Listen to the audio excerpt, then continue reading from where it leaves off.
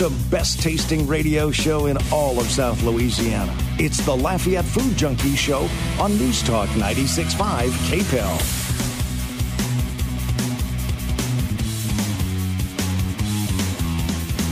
Welcome back to the Lafayette Food Junkie Show on News Talk 96.5 KPEL. I'm your host, Tiffany Deku. Here we talk about all the food happenings around Acadiana. If you like food, tune in. You might learn something new. Welcome back, ladies and gentlemen. I had a very exciting week in the fact that I made, to add another feather in my honorary Cajun cap, I made my first meatball stew this past week. And you may be thinking to yourself, meatball stew is probably one of the easiest rice and gravy dishes that you can make. But as I proved, I can make anything difficult. So it was a nice little learning lesson for me this week. The guy that I am seeing, it was his birthday over the weekend when I was camping, and he requested that I make meatball stew for his birthday. This guy eats nothing but rice and gravy. Like, his favorite restaurant, like when we were talking about restaurants that we like, is BU's in Broussard, like for the plate lunches. And I think he eats there every day. I think he said they know him by name there. Like, he is a plate lunch fiend. Like, he loves rice and gravy. So he asked for meatball stew, and I was going to figure out how to make it. I was going to do it.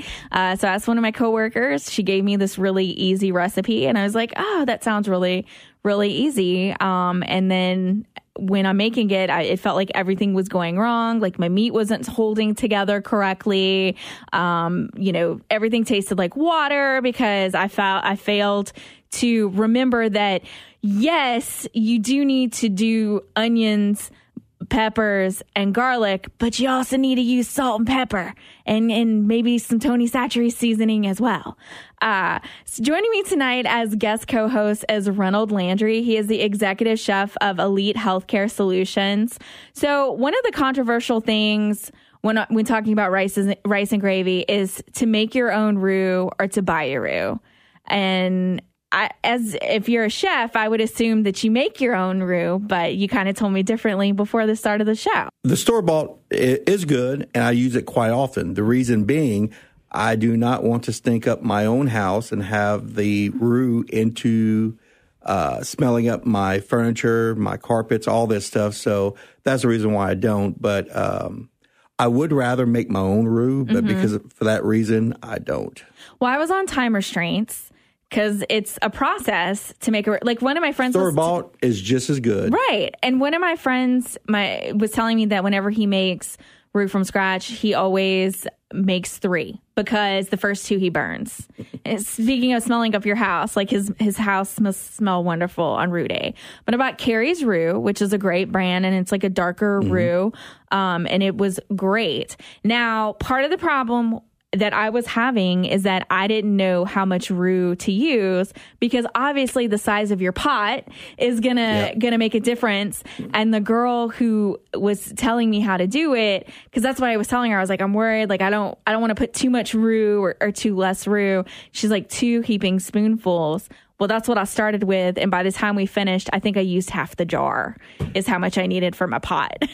Cajun cooking, there's not a cookbook that really gets down to the nitty-gritty of the true essence of Cajun cooking. You still have a lot of eyeballing. You still have a lot of just lagniappe. You're so correct with that, because it's like, how big is your Magnolite? Like, that's, that's one too. Like, what size Magnolite are you using? I was not taught by my grandparents and my mother by recipes. It was all by eyesight. Yeah. Yeah. And I mean, maybe that's the way to go. Like, you need to, instead of getting these Cajun cookbooks, like, you have to get in there with a Cajun grandmother to teach you how to do it. Unless it's baking. Baking, do not ad lib. Exactly. Then I always you're asking say for that. trouble. You're asking for trouble. See, and I used to not be a baker, and now I am such a baker, and I have such a love and appreciation for following a recipe to a T, because it is so much more scientific than cooking. Cooking, you can alter, things, and if you mess something up, you can do something to fix it. You can't really do that with baking. You can ad lib regular cooking. Baking and pastries, not a chance. Yeah. So I use a store-bought roux. It was Carrie's roux. And then I went to Champagne's because Champagne's happens to only carry Prairie Ron Rice, which is a sponsor of the Lafayette Food Junkie radio show. Thank you guys so much. And they're the only ones that sell it locally. So I went over there to get some, and it was good. I feel like it had more flavor. It's a long grain rice, and I felt like it had more flavor. It didn't get as mushy. With it kind of held up a little better, but it's a good quality rice. So if you guys want to go check it out, it's at Champagne's. I'm trying to get them to come on the radio show because I kind of want to talk to them a little more about it. Also want to give Champagne's a shout out because they have a killer sour beer selection. So you've heard me talk about my love of sour beers. It hasn't really caught on here in Louisiana. We've talked to some of the local makers of beer about that. They're starting to kind of put some sours out there. But it's been hard to find in town because people here really don't kind of like it, but Champagne's does have a huge selection. I think I'm going to start going there once a month and picking up a different kind. And they're from local ones. So the one that I picked up was from a brewery, a Tin Roof actually, in Baton Rouge. It was a River Rosé. And it had like a little, it wasn't too sour or too funky. It just had a little bit of a sourness to it. And it was a good one. And there was another one, some from Urban South Brewery. There was like a cucumber lime gosa, that looked delicious too. But, listen to the show. I'll be talking about these sour beers because someone needs to be talking about them because they're delicious. Have you had a sour beer? Probably not. I do not drink beer. Oh, really? So a sour beer would even be worse to me. So do you drink wine? Very sparingly. I like a nice Pinot or a port. I've never been a beer or liquor drinker. To me, beer tastes like liquid bread. To me, it tastes like a liquid cardboard. Yeah. Now I love cooking with it. I love to marinate with it, but I've never had the taste for beer. Yeah, I didn't like beer. I felt like it tastes like liquid bread. I found sours, which if you don't like regular beer, you may like this. They make it a lot of the same ways that they make wine, and it's made with a lot of fruits and wine and things like that. So it has like a little bit more sweetness to it, but there's also like sour. So if you're a big vinegar fan, you may like them that way. There's some that go over the edge and they're like funky. You have some that are like super sour and tart.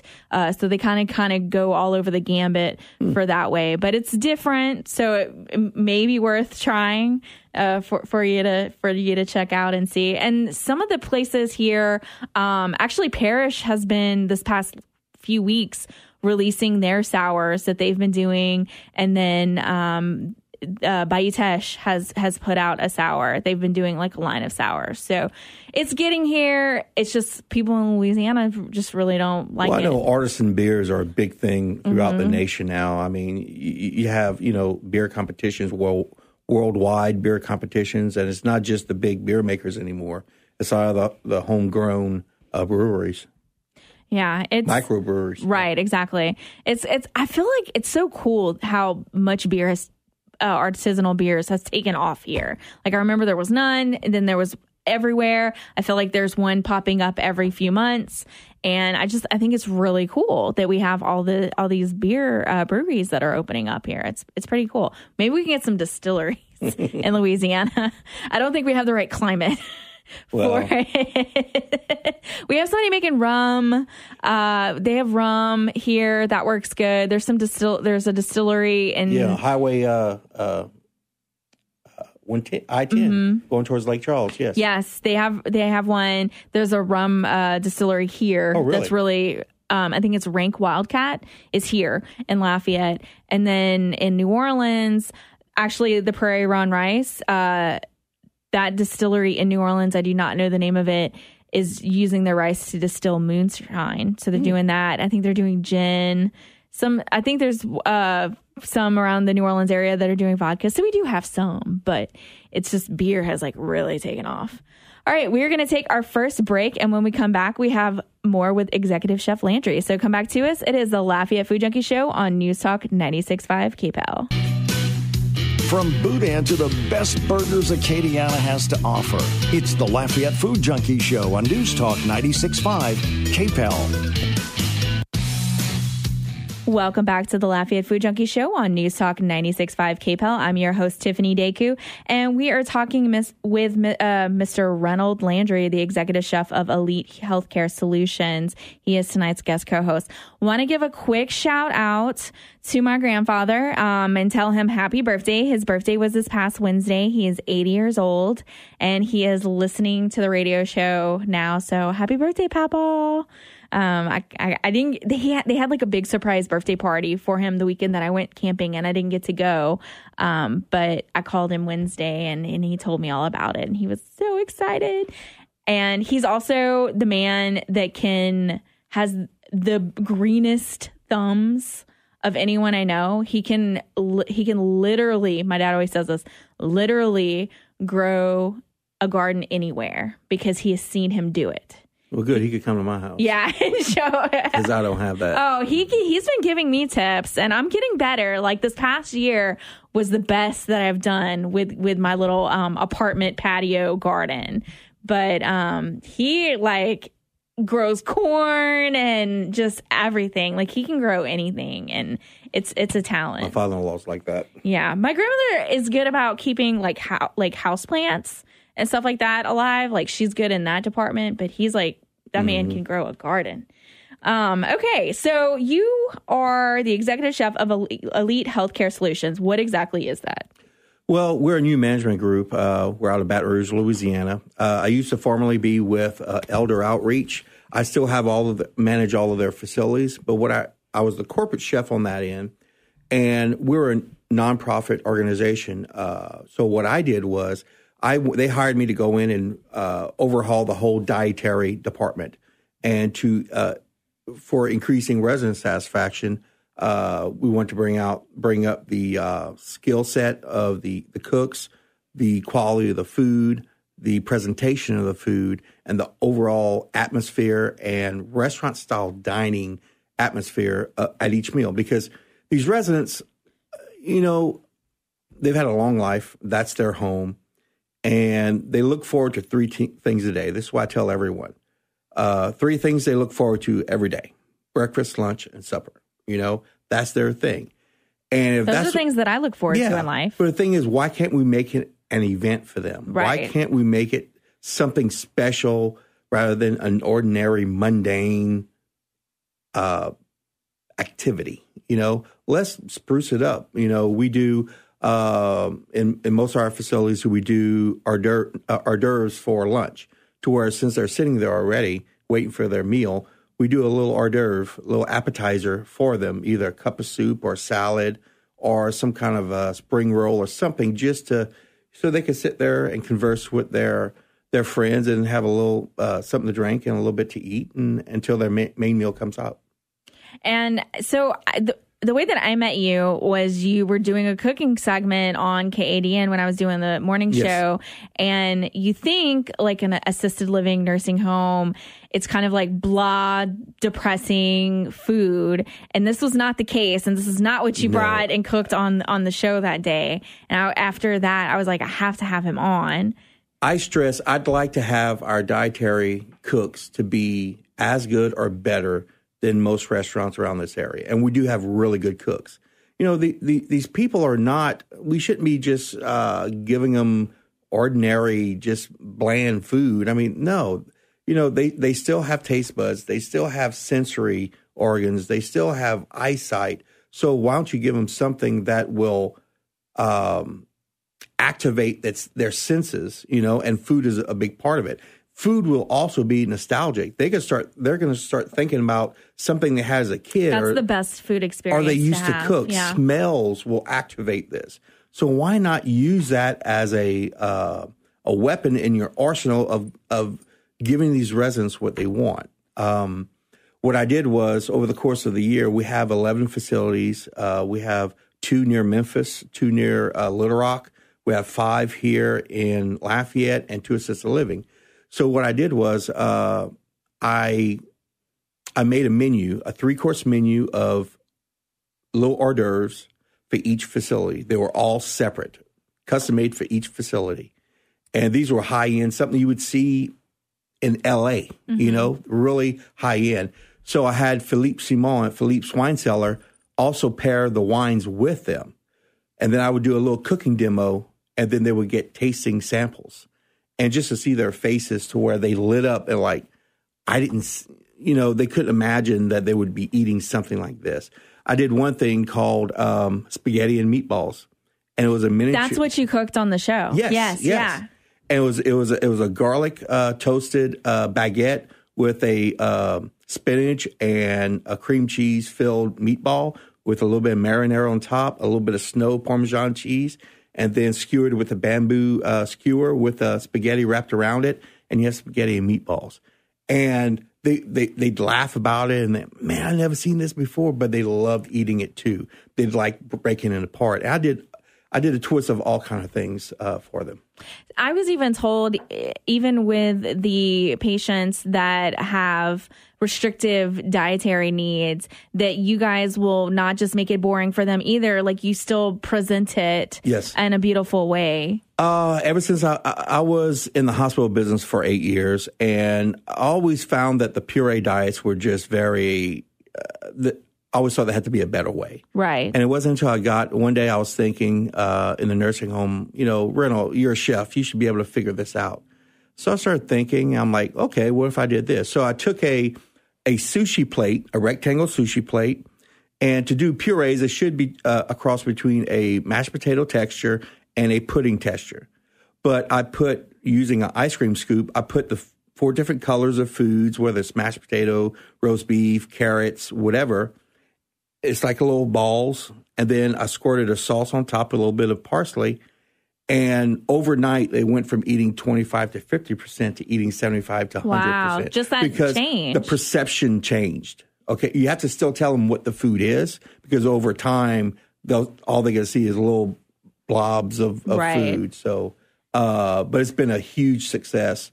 And we use that in my training and training other facilities to do that. That's got to be rewarding for you as a chef, too, like to have them eating the food that much more. Like that's got to, the part of you that made you want to become a chef, like that's got to reach out to that part. As a chef, when you're a chef, you like it whenever you blow people's minds. Mm-hmm. That's what I get from, I just did a dinner a couple of weeks ago, a foundation dinner, and with some people in Lafayette, and you could tell, wow, what am I eating? And I like that also in my residence, to where even my other cooks in my other departments, if they could do the same thing, they've won the battle, because now they're eating, they're interested in eating, to where some of them may, they're lonely, depressed. And if you could get them to eat a meal and then go on to the next meal and eat that one, and you pique their interest, then you've won at least a battle, at least one day. That's very cool. I just want to know if the general public can go to these wine dinners. You guys should sell tickets for that. We did have the families were invited, and we did have a bunch of family members come, and they appreciated it. They enjoyed it. But the new work that I'm doing now, going to other nursing homes, that's part of the packages that I do. I offer that. Hey, if you want to do something nice for your residents and your family members, I could do this for you. Very cool. And then in October, you're taking a very prestigious position. You're going to be president of the Louisiana chapter of the ANFP. So you want to talk a little bit about what that is? The ANFP used to be the old Dietary Managers Association. Right now, if you work as a department head in a hospital, an LTAC, a nursing home, you don't necessarily have to be certified, but the federal government has mandated that in 5 years, all department heads will have to be certified, which is good. They should have did this 20 years ago. Right. But you have to go through a course. You have to take the state licensing test. But it's all more better for the residents, for the market, for CNAs, for dietary. But what the ANFP is, it's a group of professionals within the state that we get together, and it's all about interjecting ideas and everything about dietary and everything about food. And in October, I will be elected as president-elect. I'll be the vice president-elect. I'll be vice president for 2 years. Then after 2 years, I'll be president. So I'm excited about that. And my platform, I want all education, everything education for the dietary managers. That's impressive. And I mean, it's clearly needed too. Yeah. It is very much needed because they throw all these dietary directors into the fire and they expect them to do all this charting because people don't realize that dietary directors have to chart, and that chart is a legal binding document. So anything they chart in there can go to court if something happens to a resident. So I also teach them how to chart defensively, to protect themselves, and to chart honestly and to chart thoroughly so they could capture everything and every essence about that restaurant, that resident's nutritional needs. All right, we are going to take another break, and when we come back, we have more with Chef Landry. So come back to us. It is the Lafayette Food Junkie Show on News Talk 96.5 KPEL. She puts the wow, yum into words. It's the Lafayette Food Junkie herself on News Talk 96.5 KPEL. Welcome back to the Lafayette Food Junkie Show on News Talk 96.5 KPEL. I'm your host, Tiffany Deku, and we've been talking with Executive Chef Landry with Elite Healthcare Solutions as tonight's guest co-host. So on my way back from camping a few weekend before last, we stopped at Waffle House, and that was like our bring you back to civilization moment was at the Waffle House. And we were sitting there, and the girl that I went with, we were kind of talking about it. And Waffle House is very Southern. Like it's not, they don't have Waffle Houses all over the country. And we were just talking about, she was like, man, I love Waffle House. It's so much better than IHOP. And I was like, I completely agree with you. I said, but what about Waffle House versus Cracker Barrel? And so that's been like a topic of debate. I still feel like I like Waffle House better. What do you like either one? Either one, but I think I tend to like Cracker Barrel. Really? Yeah. They have good biscuits, and I mean, let's just say, I mean, their menus are not exactly the same. Cracker Barrel's got a lot more going on their menu than Waffle House does. But I don't know. Something about Waffle House. But you can't get all the gifts and all the candy and all the chocolate and everything. This is true. This is true. But Waffle House is also open 24 hours a day. I mean, They are open even during hurricanes. Like if a Waffle House is closed, stuff went down because, I mean, and it's an index that the National Weather Service uses, that if a Waffle House closed, it's like the Waffle House index that they're always open. Stuff was real because they're always open. So I have an appreciation for that. I have an appreciation for greasy spoon diners.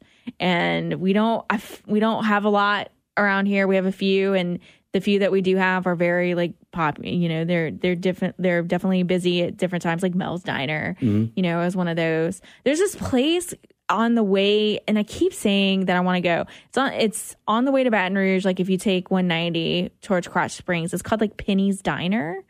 And it's like one of these little 50s diners. Like at the time back in the day, you could buy one of these diners and they would like bring you the, whole diner and put it down there.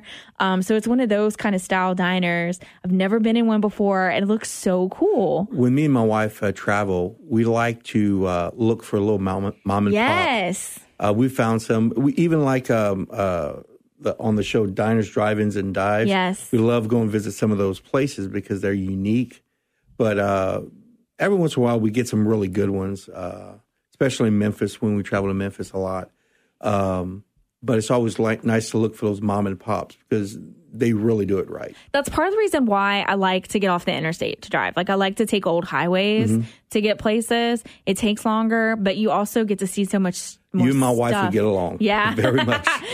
She's always like, let's go over here. Let's go over here. I'm the person that the first time I drove to Birmingham, it took me like 12 hours because I went all back roads. It's just like you see so much cool stuff. Like it doesn't always work out. Like it's not always the best. My GPS took us down this really sketchy road when we went camping a few weeks ago, but it's fun. And like that, I want to check out that Penny's Diner, and it's probably not good, but I can go and check it out. Never know unless see. you try. Yeah. And it just, I don't know. Cause those used to be like everywhere. Cause it was like a thing, you just pay for them and they'll ship it to you or whatever. But yeah. And it's like a blast from the past. Got to check it out. All right. So what have been some of your culinary influences? Oh, well, I've had pretty significant people in my life. My parents and my grandparents were the first really, and I didn't know any better. Back when I was growing up, there was no fast food. Right. There was nothing, there was no microwave. So everything had to be cooked. And I was always fascinated with how things were cooked, and not only eating, but how did it get that good? Then coming up in my career, I worked with a chef who, God rest his soul, he's passed away for the past 5-6 years.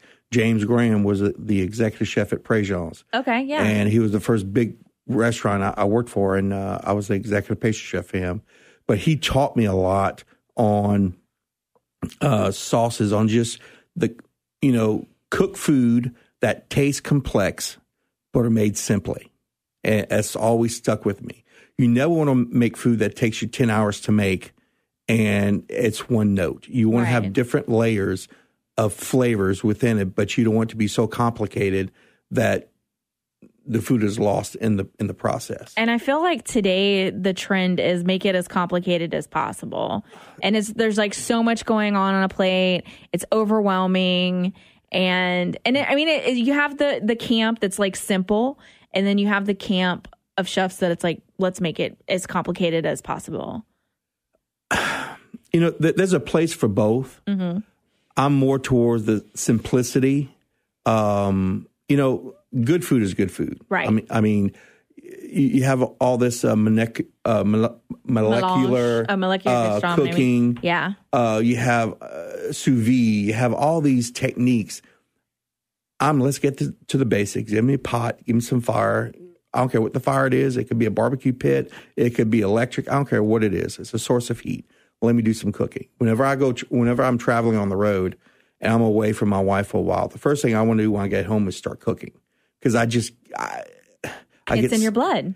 Well, the thing is, from eating out every day, it's, when I get home, I want a home cooked meal, and I do a lot of cooking at my house. My wife cooks a lot too, but I find it very soothing for me. And I find it very relaxing cooking. It's second nature to me.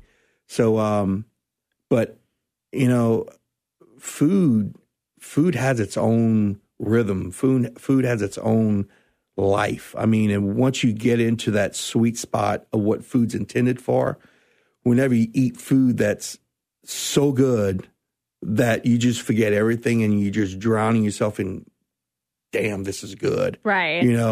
Then it's like, it's almost a religious experience, because it's like, man, and you don't have to be a chef for it to be that good. You could be, I've seen, men, women, children, as long as it's good food, it's good food. If it's made with hands by a person, not a machine, but it's made with love, man, it could just be a religious experience. What you just explained is part of why I'm wanting to incorporate cooking into a treatment program for when I become a mental health counselor. Like, that's what I'm wanting to incorporate, cooking as a form of therapy. Like, what you just described is exactly what I've been telling people of, like, why I'm wanting to use this as a therapeutic tool. Yeah.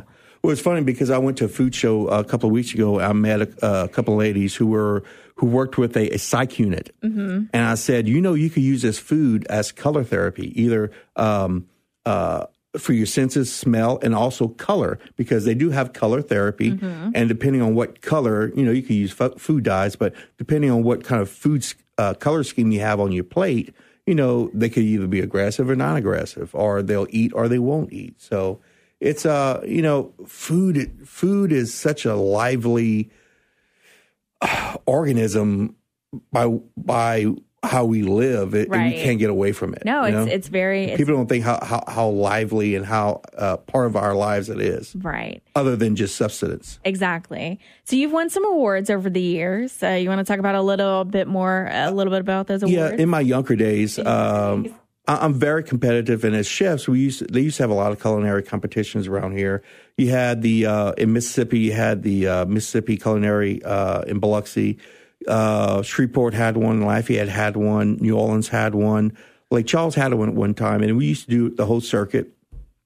It was a fundraiser, but there was also cash amounts but it was also fun because all the best chefs in the state were there, and the chef that I worked for was probably one of the best chefs, so it was fun to go head to head with him. And if I could beat the best chefs, I knew, that was my growing point, because a lot of my friends were chefs. Cypress Bayou Casino, all the chefs, we were all friends, and we used to all compete together. And it was fun whenever I got to beat them, because I knew I beat the best. And I knew I had a good dish, and I knew I did my homework, and I knew I put my skills out there and did them right to beat them. Okay, so we were talking before the show about some keto recipes, because you said you've been doing keto at home, and you mentioned that you had made this keto cabbage roll. Yes. And then these keto tortillas. So tell us about the cabbage rolls first. Well, I've grew up on cabbage rolls, so it's a staple in Cajun cooking. Right. So just the other day, me and my wife, it's funny because we were like, okay, what do we want to eat tonight? Because when you're on keto, you only eat, everything has to be prepared. Yes. And so if you don't have anything thought out, you have to be ready. It's a process. So on the way home, I said, okay, why don't we do some cabbage rolls? We haven't had it in a long time. She said, well, that sounds good. So what I did was I did half beef, half pork, the onions, the Tonys, everything. But then I blanched my cabbage, got that already, put the meat in it. Then I put a slice of pepper jack cheese inside, rolled it up. I put it in a pan, put some spaghetti sauce on top, cooked it till it was done, and it was fantastic. And that's all we ate for supper was just cabbage rolls. Nice. But I didn't put any rice, but I think I didn't miss it, What are your thoughts on cauliflower rice? We eat it a lot. I hate it. I'm so over it. I've even eaten it with gumbo. It's not that bad. You're not at that breaking point yet. No. Because that's what I used to say. And I'm at the point now where I'm like, I hate it. Now, I make cauliflower mash. I love that. Love that.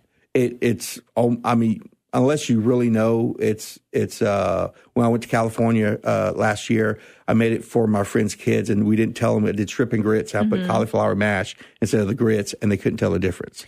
Anne Falgu, who's been on the show before, she runs Vermilion Parish Economic Development, gave me her cauliflower mashed potato recipe. Like, her secret ingredient is this better than bouillon chicken base that she puts in it, and it's the best cauliflower mashed potatoes I've ever made. In fact, I think that Popeyes uses the better than bouillon in their gravy because it tastes exactly like Popeyes mashed potatoes and gravy. I was like, this is amazing. So yeah, cauliflower mash, amazing. Cauliflower rice, I'm over it. We use it a lot because we're trying to get away from rice, but we'll make a rice and gravy meatball stew, or hamburger steaks and whatever, and we'll use that. And I'm not a big rice person per se. My wife is, but I've never been a big rice person anyway. Boy, I wasn't and I've done keto off and on. Like, I did it a number of years ago. I lost a substantial amount of weight, and for some reason this time around, it's way more difficult for me. And I was not a big rice person, but then I was doing the cauliflower rice, and I was just like so over it. And I judged a gumbo cook-off, and they had rice in it, and I was like, rice is amazing. Like, this is like, I cannot, like, after eating. Now, a few followers had told me that if I fry it first, instead of just like, might give it a different texture. I'm cooking it in the bags, like, that I may like it better that way. But I'm boycotting it. Bread is my thing. Yeah. Oh, Lord have mercy. I love bread. All right, we're going to take another break, and when we come back, we have more with Chef Landry. So come back to us. It is the Lafayette Food Junkie Show on News Talk 96.5 KPEL. And now, the Lafayette Food Junkie Show, served up medium rare every Sunday night. Welcome back to the Lafayette Food Junkie Show on News Talk 96.5 KPEL. I'm your host, Tiffany Deku, and we've been talking with Executive Chef Landry of Elite Healthcare Solutions. He has been tonight's guest co-host, and we need to mention that next weekend is Festival International, which means eating and shopping. I guess there's music happening too, but eating is commencing. Spinach and artichoke, spinach dip bread bowls. If Pops does their crawfish macaroni and cheese bread bowl again, and then all the other amazing food vendors that are out there. They're going to have some new ones this year. Scratch Farm finally got their food truck, so I'm sure they'll be hitting the road soon. They're a staple at the Saturday morning farmers market at the horse farm, but they're going to be at Festival this year with healthier dining options for people who don't want bread bowls. I can't imagine such a thing exists, but if you don't want a bread bowl, you can go and check them out. And I think there's a couple of other new faces out there. Are you a big festival goer? No, I've never been to the festival. Never been. I feel like it's because you work all the time. Well, that was the case back when I was working in restaurants, but me and my wife keep looking when springtime comes, and okay, what do you want to do this weekend? And we're always looking to see what festivals they have. Oh, we got this festival, this one. Yeah, it's also the same weekend as Jazz Fest, so a lot of people go to Jazz Fest, but. Yeah. But one of these days we can get out there. You need to go for the food. I mean, great food vendors out there. Taco Sisters is usually there, and you can get the festival dip. Just great food options. You were talking about food trucks. I would love to have my own food truck. Really? When I retire, I would love to do something like that. Would you do a themed food, or would you do all over the place? I really don't know. I think I would probably do some type of funky burger type thing, not your usual burger joint. You know? Just something off the wall, different combinations. Would you serve a tarantula burger? Oh, well, probably not. Right? Probably not. But the sky's the limit on the different whatever you could put between two buns. Hey, go for it. So social media this past week was a story out of North Carolina. There's a restaurant there that does a wild game burger month. And this month was a tarantula burger. It was a burger that you could get a tarantula on. And it was $30. And you got it by raffle only. So you had to enter a raffle. And if you got picked, you had 2 days to come and eat it. And if you ate it, you got social media cred, and you got to put it on your Instagram and that kind of stuff. So we were kind of discussing what would you not eat, and would you try a tarantula? And you were saying that it's supposed to taste like crap.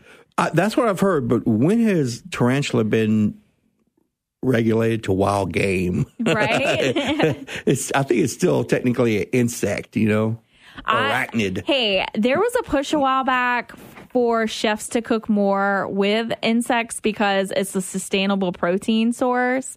So yeah, a good while luck back, with that. There was a lot of chefs that were trying to do more stuff with insects. I think that's kind of died down at this point. Well, back in the day, they also tried to get chefs to cook with nutria, and that didn't go too well. Right, exactly. Even though it's a quality meat. So what are some things that you wouldn't eat? Oh, certain insects. I think I could eat grasshoppers and ants and certain insects if they were fried or cooked appropriately. I'm kind of weird. I don't like anything slimy or juicy. So bananas, watermelons, stuff like that, really just not a fan. No. See, I feel like the insects, if you flash fry them, it's fine. I could probably do it. I don't know if I could eat a whole tarantula. Maybe a piece of the tarantula, maybe half of the tarantula. Maybe if you hid it from me and I didn't see it on the burger, I maybe could the eat legs, but yeah. I couldn't deal with that big old sack part. No. Yeah, no. I don't know about that either. But I don't think that I could eat I know in Japan, some restaurants will serve like live squid or octopus to It's still you. moving or the heart's still beating? I couldn't do that. Like that, there was a couple of videos that I've seen that I can't watch of like them eating like a frog that's alive. And then like octopus are so smart. They're delicious, but they're like incredible. I think they're probably smarter than we are. I'm just going to say, I don't know. I couldn't eat it alive. Like I couldn't do that. I feel like that's in cruel. Japan, they pride themselves on the more alive it is, the better. Yeah, I feel like that's cool. I don't get it. I can't, like, and I'm not, like, there's a lot of stuff with animal welfare that I kind of like you pass. think PETA would be all over but that. I can't, I can't eat a live animal. I feel like that's cruel and unusual punishment for the animal. So I don't think I could do that. But we like to ask the chefs that come on the show what their death row meal would be. What would be your last meal on earth? Well, I'm going to do 2 of them. One is an appetizer because I'd love it, but I couldn't eat it as a main course because it's too rich. So my appetizer would be a chef I used to work for, James Graham, used to be executive chef at Préjean's in Lafayette. He's now passed on, but he fed me one day when he had his fish and game grill. It was a foie gras Napoleon, and it was a fried wonton with big chunks of seared foie gras, then sauteed shiitakes and stacked up with port wine reduction drizzle on top. That sounds so And delicious. when I say it was decadent and just awestruck good, it was that. Then for my main meal, just a nice, good, tender ribeye, baked potato, fully loaded, with maybe some Anjou, and that's all I need. That sounds amazing right now. I want to eat that right now. What about a dessert? Like if you got a dessert to go with that too. My specialty that I always blow people's minds with, but a healthy portion of white chocolate creme brulee. Ooh, okay. That's a good one. Yeah, I make a killer creme brulee. Nice. All right. And then who makes your favorite boudin? I'm partial to Billy's. Me too. Yeah, Billy's. Woo! Yeah. Yeah, I think they're, especially that boudin balls. Or the boudin balls? Both. Okay. So I have to mention this. Are you kidding me? When we stopped at Kratchner's in Crotch Springs, they do a cream cheese jalapeno boudin ball. So Billy's has my heart because they chicken fry, they have a batter on the boudin, and a lot of the other places don't. It's just like they kind of like form it into a dough. It may have a little bit of a flour on the outside and drop it. So theirs is like that, like the coating, the regular coating on the outside, but it was cream cheese and jalapenos in the center. I've never had it with cream cheese before, and then I realized as I was eating it that I've never had it with cream cheese before, and it was pretty good. It was very spicy with the jalapeno in it, but it was different. Yeah. And I was like, all right. So like when I'm going to Baton Rouge on 190, you stop at Kratchner's, and when you're coming back on 190, you stop at Billy's. Well, up north, I didn't know it, but we travel to near Monroe a lot, and up there, their boudin, they fry the whole link whole with the skin. I've seen that. And I tried it, and it weighs a ton. And the skin becomes almost like a paper. They don't take the skin off. I don't know how I feel about that. Yeah. I didn't particularly like the one that I did eat. Basically, once you get to Alexandria, you just like don't like get it. I think like like Simsport, like that. It's like area, the Mason-Dixon line, right? You know. You stop at a certain point. We talk about that a lot on the show. Like, what is the stopping point in the Alexandria state? is. And I've made the mistake of trying boudin, like because I'm from North Louisiana. Like as I go up, and I'm just like, don't stop, just stop. It's not. Don't torture yourself. It's not a good idea. It's not. Want to give a really quick shout out. We have about like 50 seconds of the show left. Laura's too has started making chicken and waffles. And if you follow them on Instagram, it has been like Chicken and Waffle Center because like that's all they've been posting lately, and it looks delicious. I love me some chicken and waffles. And I need to get over there one Sunday. I think they're doing it every day. I thought they were only doing it on Saturdays and Sundays. I think it's every day on the menu. I mean, if you follow them on Instagram, you have seen these chicken and waffles. They look amazing. So go out there and get you some chicken and waffles from Laura's too. Thank you so much for joining tonight as guest co-host. This has pleasure. been fun. All right, that's our show. Thank you so much for tuning in. Join us next week, Sunday at 6 p.m. This is Tiffany Deku on News Talk 96.5 KPEL, and this is the Lafayette Food Junkie Show. Thanks for listening, and as always, happy eating, Acadiana.